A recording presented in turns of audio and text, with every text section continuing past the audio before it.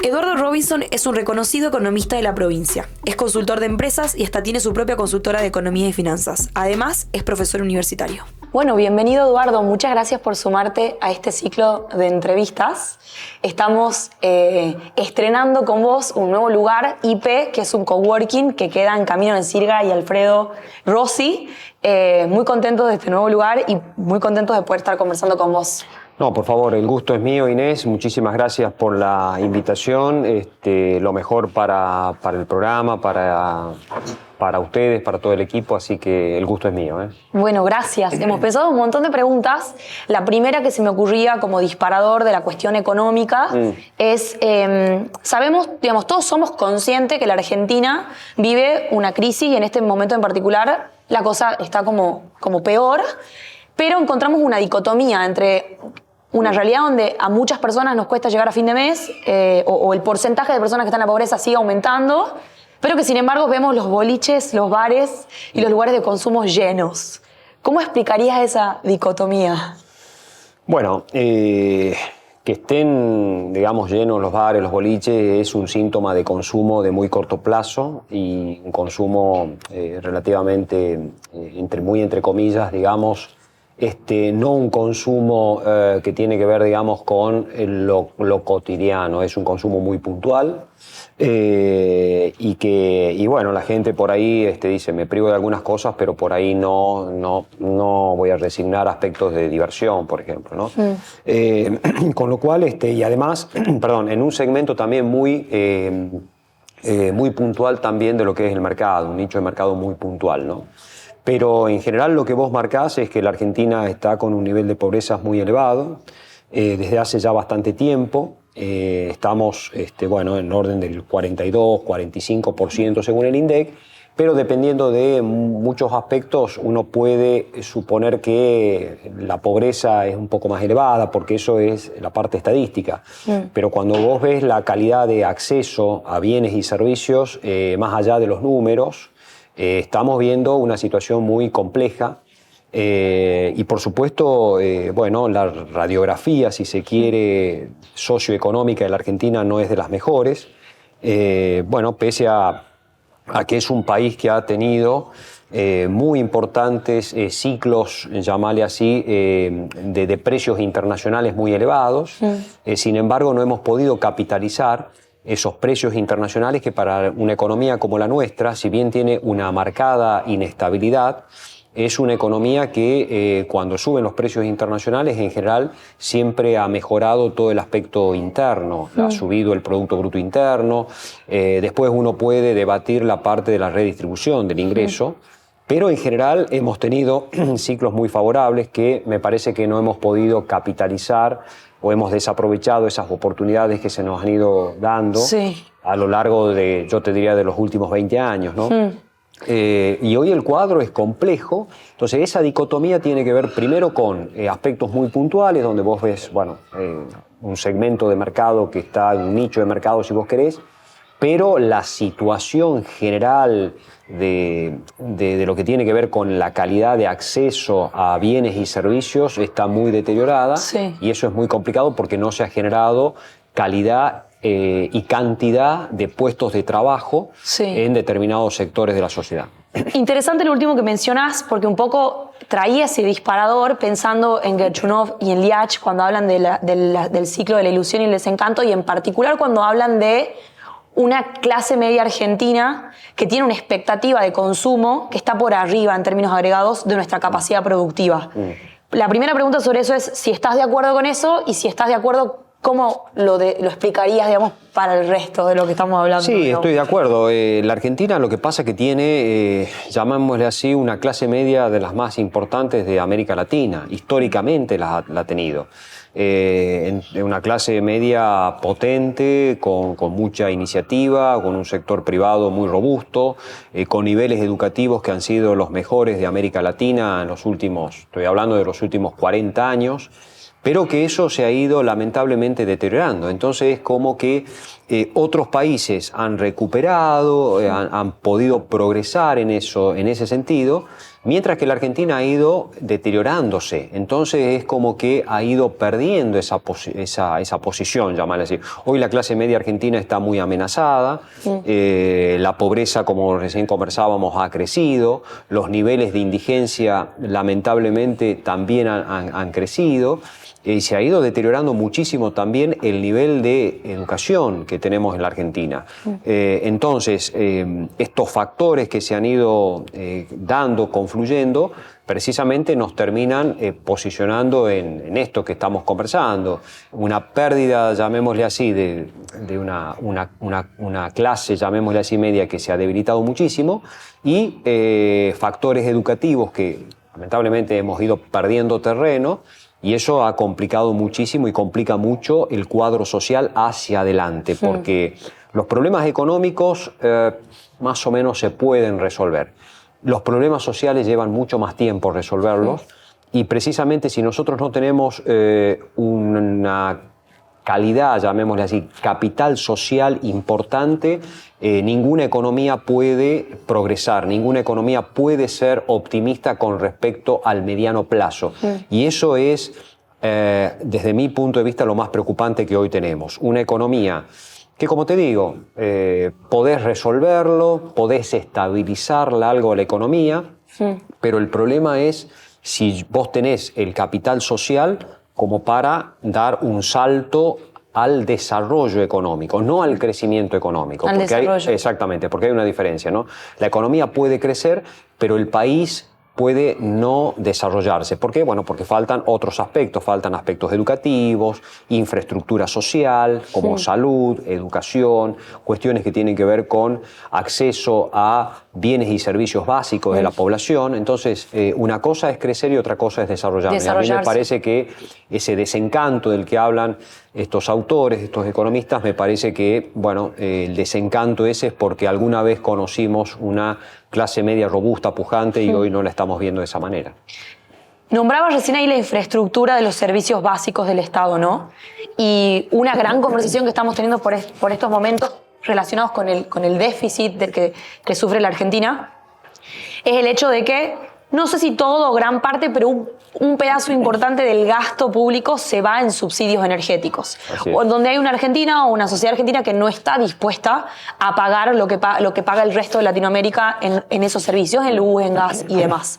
Y yo la verdad es que la lectura que hago es que cuando los políticos o cuando la sociedad sale a quejarse de ese ajuste, por un lado, con un grado de sensatez, decir, che, no llegamos a fin de mes, no me aumentes la luz y el gas de una manera abrupta porque no, si ya no llego a fin de mes, con esto no llego. Exacto.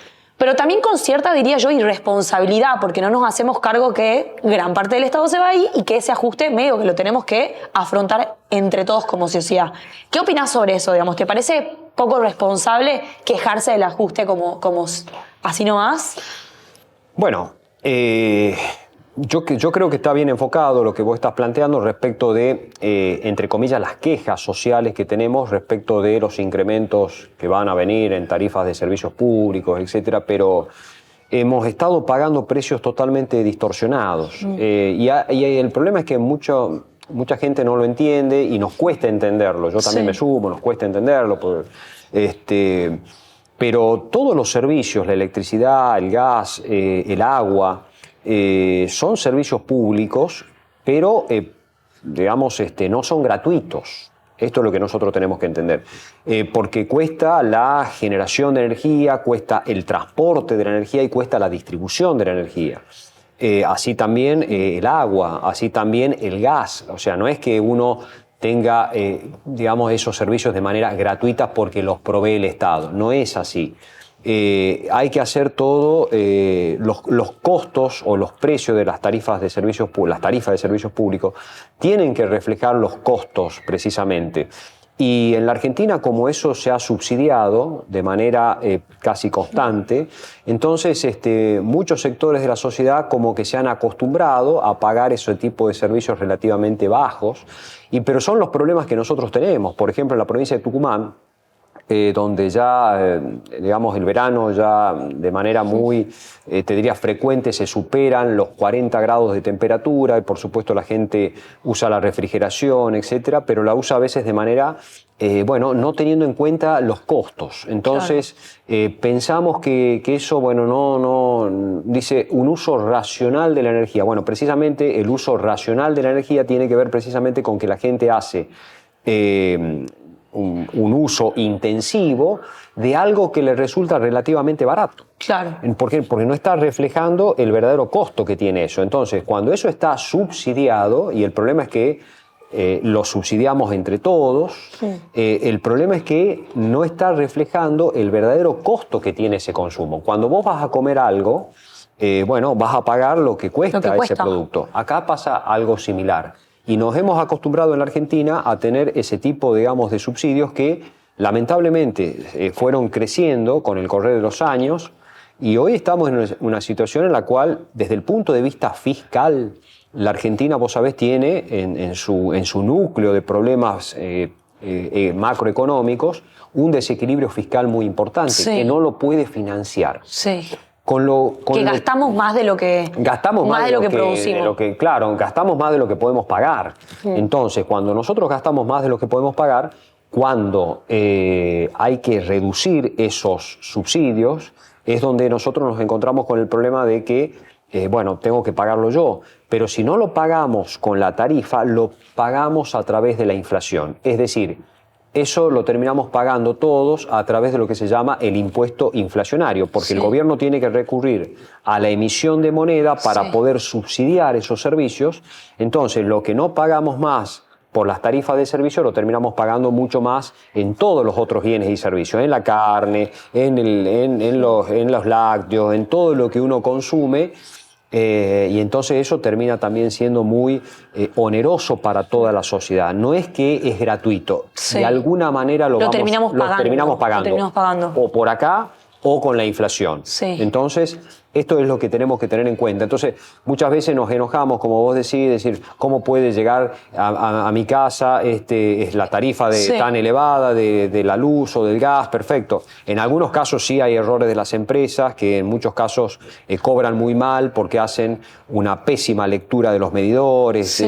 Realmente, a veces la culpa no la tiene el usuario, la culpa muchas veces la tienen las empresas que hacen o prestan una mala calidad del servicio, muy mala calidad del servicio, porque muchas veces uno dice no se condice lo que estoy pagando con la calidad del servicio. Y yo creo que ahí también tiene que intervenir el Estado tratando de que las empresas bueno, tengan el mejor servicio posible. Vos sabés que hay muchos casos en que cortes abruptos de luz que han dañado artefactos eléctricos que después no han podido repararse y que la empresa no se hace cargo de eso y entonces el usuario termina realmente teniendo que soportar esa carga, digamos, por una mala prestación del servicio. Entonces, en esto tenemos que ser también muy equilibrados y poner la responsabilidad también en cabeza de las empresas. El usuario paga, pero necesita también que el servicio sea de calidad. Has nombrado algo de la inflación. Yo voy a usar mi machete porque hace unas semanas vengo haciendo un ejercicio en los últimos años de divulgar información que a mí me parece que es central y en particular, digamos, enmarcado en esta conversación, me parece que la cuestión macroeconómica para la Argentina es un problema central, si no el más importante. Y ahí un poco mi convicción es que todos deberíamos estar conversando de esto, más allá de que seamos o no seamos economistas. Y entonces, en ese ejercicio hice un posteo en el que planteaba en términos resumidos cuáles eran las causas de la inflación. Y un poco mi planteo era, bueno, para mí la mayor causa de la inflación de la Argentina es el desequilibrio de los saldos monetarios. En este momento esa zarpada emisión monetaria, ¿no? Y que tiene también otras causas que yo lo planteaba en términos casi, diría como, no sé si caricaturescos, pero intentando como resumir el tema, otras causas que tienen más de síntomas, que son el aumento de los costos por producción, la inflación por expectativas y la inflación por precios relativos. La verdad que cuando hacía ese ejercicio la idea era como decir, pongamos el foco en la emisión monetaria, como en algún momento pusimos el foco en tomar deuda, y entendamos que las otras cosas pasan, pero que no son los determinantes principales. ¿Estás de acuerdo con eso? O, digamos... Bueno, vos sabés que el Porque, gobierno, digamos, todo el mundo sí. salió a golpearme y a decir, me estás mintiendo, esto sí es una causa, no es un síntoma, no digas que es un síntoma. Sí, a ver, los síntomas de la inflación son la suba de precios. O sea, para que vos puedas diagnosticar inflación en una economía tiene que haber dos factores importantes. Una suba generalizada del nivel de precios y otro que eso sea permanente en el tiempo. Eso es inflación. Ahora, las causas de la inflación, el gobierno siempre dice la inflación, lo decía mucho el ex ministro Guzmán, bueno, en general todo, digamos, el gobierno en general dice, bueno, esto es la inflación siempre es un fenómeno multicausal. Buenísimo, me parece muy bien, pero no estamos tratando en la Argentina de detectar las causas de la inflación, tenemos que atacar de raíz el problema inflacionario. O sea, lo que hace la gente cuando vota a un gobierno es para que le solucione los problemas, no para que le describa el problema. Sí. No sé si soy claro en eso. Sí. O sea, vos mañana te votamos a vos para solucionar el problema inflacionario y resulta que vos te sentás en la mesa y decís, miren, las causas de la inflación son estas. Perdón, Inés, pero te hemos votado para que soluciones el problema, no para que nos cuentes las el causas. problema. No quiero saber la causa, quiero que me cuentes cómo solucionás el problema inflacionario. Entonces, yo creo que es verdad lo que vos decís. Las causas puede uno discutir que pueden ser multicausales o monocausales o bicausales. No importa, desde mi punto de vista. Sí, de la metodología de las ciencias sociales es un debate, pero no para Nosotros siempre hay un consenso en la economía que siempre la inflación termina siendo un fenómeno de carácter monetario. Esto es, el gobierno argentino, por ejemplo, tiene desde hace mucho tiempo que emitir moneda para poder financiar ese déficit, digamos que no puede cubrir con impuestos, ni tampoco lo puede cubrir con deuda, entonces tiene que emitir moneda. Sí. Al emitir moneda eso va directamente a presionar directamente en los precios de la economía. Porque en la Argentina, lamentablemente, todo lo que tiene que ver con incrementos salariales, por ejemplo, no se dan por productividad, sino que se dan, y lo estamos viendo, los gremios pidiendo la apertura o la reapertura de paritarias, etcétera. Todo lo que tiene que ver con esa emisión de moneda que se vuelca en el sistema económico, en todo lo que tiene que ver, digamos, con la economía, eso va directamente a los precios, porque la velocidad en la que vos podés imprimir moneda no es lo mismo que la velocidad a la cual se pueden producir bienes y servicios. Entonces, no se trata de que la inflación, podemos discutir, por ejemplo, las causas de la inflación en la Argentina, que para mí tiene que ver con expectativas. Por ejemplo, el dólar juega mucho en la economía argentina.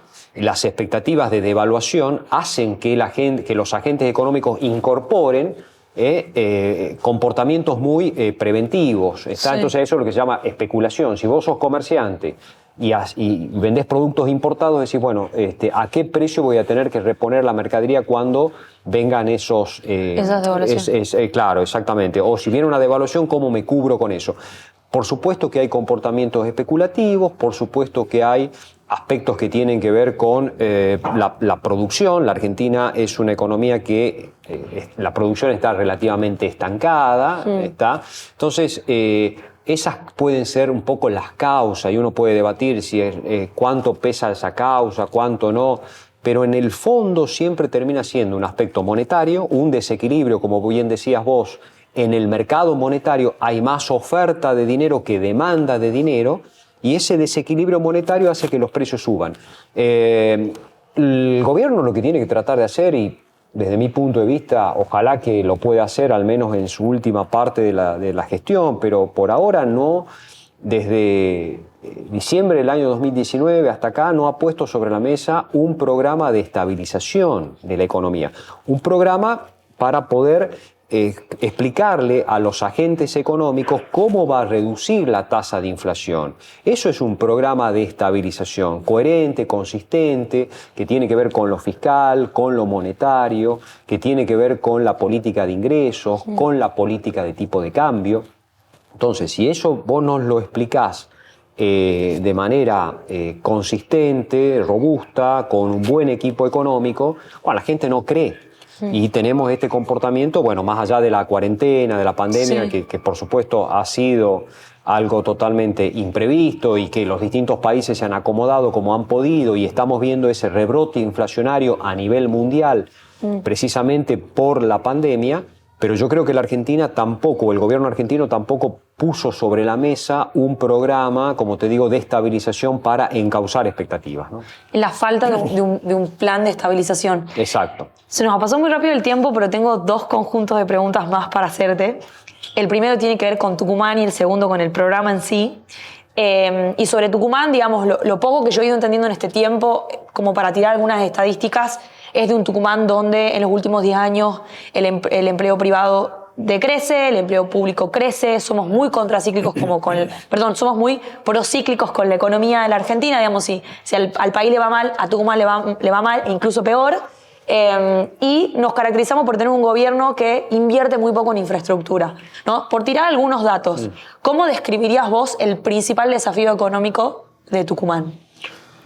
Tucumán es una provincia, una de las provincias, es la provincia más chica, por supuesto, de la Argentina, pero una de las más diversificadas desde el punto de vista productivo. Tucumán tiene prácticamente, yo te diría, de las industrias, ¿no? La parte agroindustrial de las más diversificadas, digamos, de la región, ¿no? Dato, qué lindo. No sabía soja, eso. palta, frutilla, tabaco, Limón. citricultura, azúcar, hasta se hace también vinos. En la zona de los valles, ¿no es cierto? No sabíamos que nos destacábamos porque nuestra matriz estaba más diversificada que las otras provincias. Turismo, o sea, tenés el comercio mayorista y minorista de los más importantes del NOA, la gastronomía, digamos, Tucumán se destaca en muchas actividades, pero, como bien decías, paradójicamente es una economía que ha perdido vigor. Es una economía que ha ido desacelerando su crecimiento, con uno de los niveles de pobreza más altos de la región, con baja creación de empleo, y es una economía que ha perdido competitividad por distintas razones. Ha perdido en el turismo, ha perdido dinámica en todo lo que exporta. Tucumán exporta alrededor de entre 950 y 1.000 millones de dólares por año, pero más del 50% está explicado por la industria citrícola, con lo cual a mí me parece que es una economía que está, que a la provincia le falta política económica, le falta un diseño, porque es claro que la nación o que ser parte de Argentina nos condiciona, pero también nos da ventajas. Bueno, nosotros no hemos sabido, la provincia no ha sabido precisamente neutralizar las desventajas de ser parte de Argentina y potenciar las ventajas de ser parte de Argentina. Es una economía que no tiene, digamos, tampoco un rumbo. Una de las provincias que mayor presión fiscal tiene, muy complicada para atraer inversiones. Yo te desafío. Ingresos brutos, la de las más altas, ¿no? Ingresos brutos es una de las provincias que tiene mayor, precisamente, carga tributaria en ese impuesto, que es uno de los impuestos más retrógrados y más arcaicos que tiene las economías de las provincias. Es un pésimo impuesto, sin embargo, es uno de la vaca lechera, llamémosle así, de la provincia, y es muy difícil porque, claro, genera entre el 75 y el 80% de la recaudación tributaria. No lo podés es la comodidad del Estado provincial de vivir de eso. Exactamente. O es malo el impuesto, pero es el que me genera más ingresos. Entonces no lo puedo dejar de lado. Pero como te digo, nos limitamos, o muchas veces yo creo que el ministro, y esto ya entro, digamos, en el plano más personal, si se quiere, Ministerio de Economía le queda muy grande a la provincia de Tucumán. Yo creo que es, en todo caso, una Secretaría de Hacienda donde se pagan los sueldos, pero no hay generación de política económica, precisamente, y también falta una política económica a nivel regional. Si bien esto de juntarse a veces los parlamentos del no, etcétera, desde mi modesto punto de vista nunca se ha sacado nada en claro. No hay compaginación de políticas tributarias, no hay compaginación de lo que tiene que ver con políticas en otras áreas, digamos, industriales, etcétera. no tenemos un mercado de capitales que se desarrolle. Bueno, distintas cuestiones que lamentablemente Tucumán ha ido perdiendo y bueno, es una economía que en términos relativos se ha reducido con relación a la economía al resto de las provincias del NOA, ¿no? Interesantísimo, Eduardo. He aprendido un montón. De hecho, no sabía que nos destacábamos por tener una matriz diversificada comparado con otras provincias. Cerrando y un poco conectando todo con todo, el hilo conductor de este programa es el potencial de Tucumán, ¿no? Y una pregunta que le hacemos a todos nuestros invitados tienen que ver primero, el programa se llama Panchilata por un pancho y una chilata, de hecho no te he convidado todavía. Falta la chilata, ¿no? Sí. Falta la chilata acá un poco por el frío, no hemos convidado. Sí, por el frío. La pregunta es, si tuvieras que cambiarle el nombre al programa, ¿qué nombre le pondrías? Oh, qué difícil, por favor.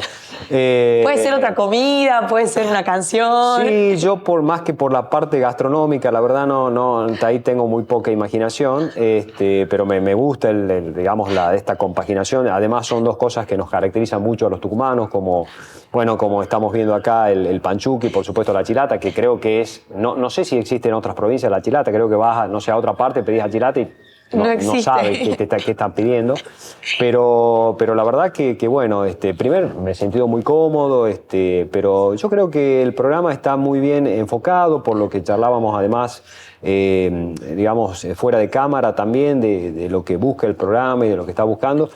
Yo creo que es un programa que tranquilamente se puede llamar Mirando el futuro o desafíos, ¿no? Me encanta. Creo que tiene un foco fuerte en el futuro. Exactamente. Eso es lo que más me parece a mí, ¿no? Desafíos o mirando el futuro, o enfocándonos para adelante. Algo que tenga que ver con lo que ustedes van marcando, que es, sí, nos pasan cosas, pero miremos también el futuro, miremos cuál es nuestro potencial y cuáles son nuestros principales desafíos, ¿no?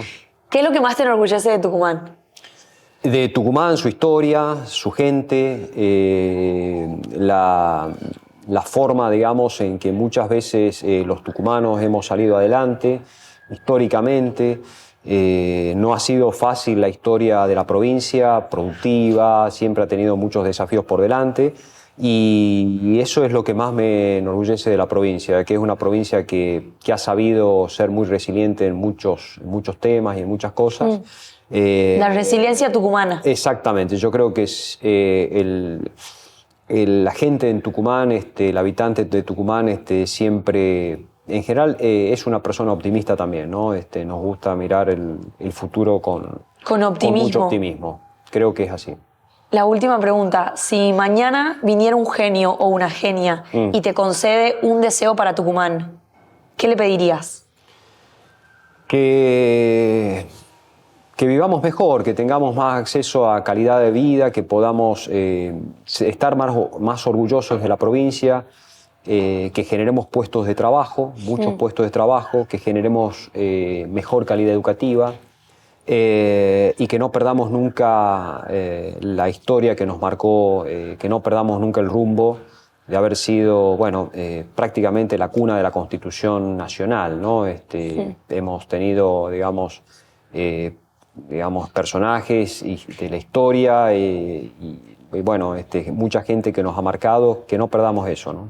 Eso siempre. Me encanta.